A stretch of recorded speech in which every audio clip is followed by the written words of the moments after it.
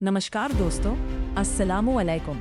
आप देख रहे हैं हसनैन अल मुबारक चैनल। अगर आपको हमारी कहानियाँ पसंद आती हैं तो कृपया हमारे चैनल को सब्सक्राइब करें, वीडियो को लाइक करें, अपने दोस्तों के साथ शेयर करें और अपनी राय कमेंट में ज़रूर बताएं।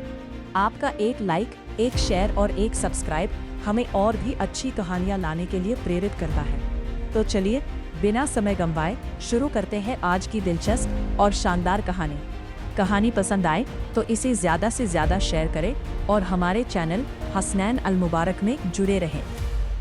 बहुत समय पहले एक विशाल राज्य में एक राजा रहता था। उसके पास धन दौलत, सेना और महल की कोई कमी नहीं थी, लेकिन उसकी सबसे अनमोल संपत्ति उसकी इकलौती बेटी थी। राजा अपनी बेटी से इतना प्रेम करता था कि उसे दुनिया की नज़रों से छुपा कर रखता था। राज्य के बहुत कम लोगों ने राजकुमारी का चेहरा देखा था। एक दिन राज्य में एक प्रसिद्ध फकीर बाबा आए। राजा उनके पास आशीर्वाद लेने पहुंचा।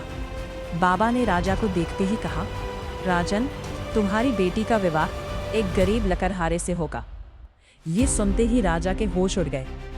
वह मन ही मन बोला, मैं इतना बड़ा राजा हूँ और मेरी बेटी की शादी एक गरीब लकड़हारे से?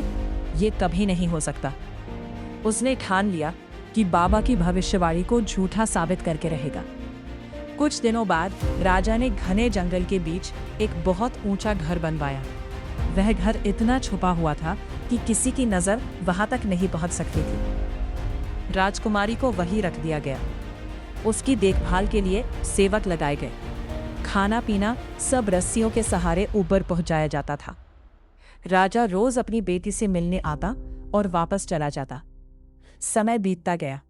उसी जंगल में एक गरीब लेकिन मेहनती लकड़ जब राजा ने देखा कि उसकी बेटी और लकड़हारे के बीच प्रेम हो गया है, तो वह बहुत क्रोधित हो गया।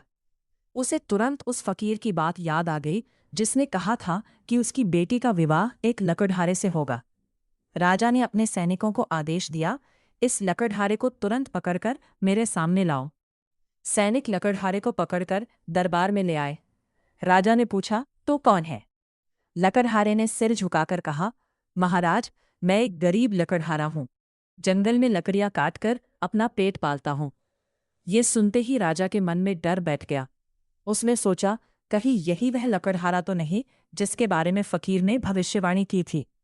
गुस्से में उसने अपने नौकरों से कहा, इसे जंगल में ले जाओ, इतना मारो कि यह कभी वापस ना आए।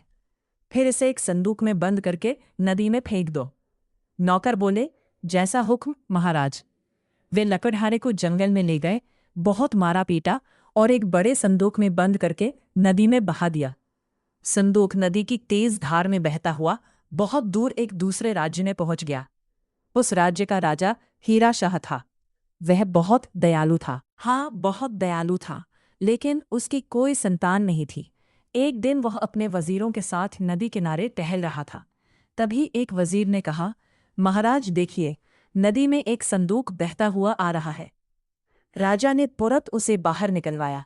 जब संदूक खोला गया तो उसमें एक घायल युवक पड़ा था।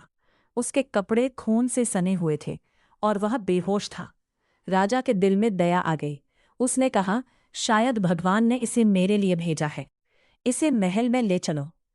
वैद्यों ने उसका इलाज किया।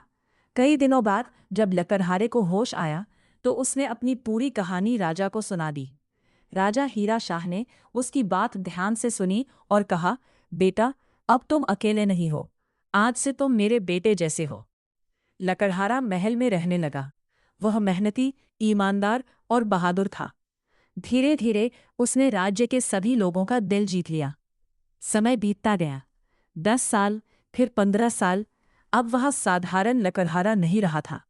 वह एक समझदार और योग्य युवक बन चुका था। उधर राजा हीरा शाह बूढ़ा हो गया था। एक दिन उसने युवक को अपने पास बुलाकर कहा, बेटा, मेरी उम्र अब बहुत हो चुकी है। मेरे बाद इस राज्य को तुम ही संभालोगे। यह नया राजा बहुत प्रसिद्ध और योग्य है। अगर मेरी बेटी की शादी इससे हो जाए तो अच्छा रहेगा। उसने अपने वजीरों के हाथ विवाह का प्रस्ताव भेजा। जब प्रस्ताव पहुंचा तो बूढ़े राजा हीरा शाह ने उस युवक से कहा, बेटा, अब समय आ गया है कि तुम्हारा घर भी बस जाए। युवक ने मुस्कुराकर कहा, पिताजी, जैसा आप उचित समझे। इसके बाद वो अपने सैनिकों और वजीरों के साथ उस राज्य की ओर रवाना हुआ। जब वो वहां पहुंचा तो उसे पता चला कि ये वही राज्य है जहां कभी उसे मारा गया था। उसका दिल पुराने दिनों की याद से भर गया, लेकिन उसने धैर्य रखा। वो सीधे उसी जंगल की ओर गया जहां राजकुमारी रहती थी।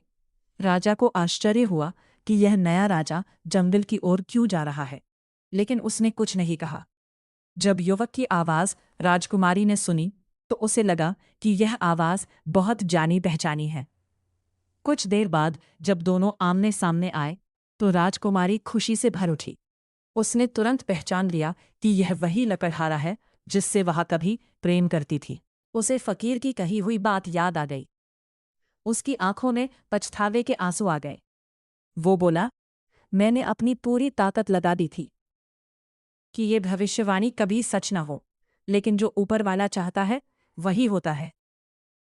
नए राजा ने विनम्रता से कहा, महाराज, इंसान योजना बना सकता है, लेकिन किस्मत का फैसला अल्लाह और भगवान के हाथ में होता है।